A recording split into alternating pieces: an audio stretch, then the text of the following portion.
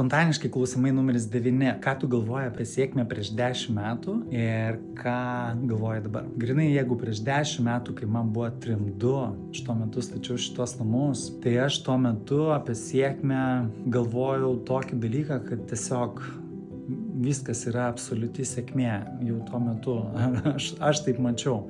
Nes logika būdavo tokia, kad jeigu aš įdėjau į keptuvę kiaušinius ir kepu jas, tarkim, 5 valandas ir gaunu iš jų anglis, tai yra visiška sėkmė, nes darant pagal tokią receptūrą ir turi gautis anglis. Jeigu aš kepu 5 minutės, gausis kiaušinienė. Abu atvejai yra sėkmingi. Čia mano tokia filosofija visada buvo.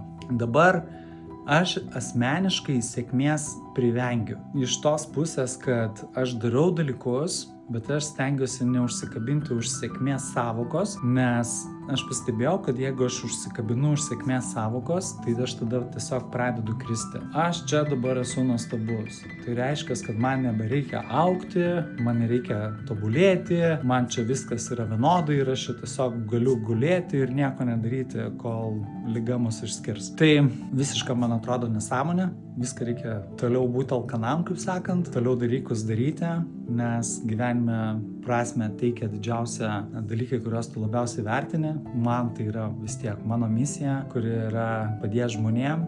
Man tai yra maks svarbu. Pirmas tikrai dalykas - pačiam savim pasirūpinti ir padėti žmonėm. Aišku, yra ir šeima, ir kiti dalykai, bet čia toksai, sakykime, didžiausias pasitenkinimo taškas. Aš sakyčiau, jeigu žmogus nežino, ką jisai nori veikti, ką jisai gali veikti,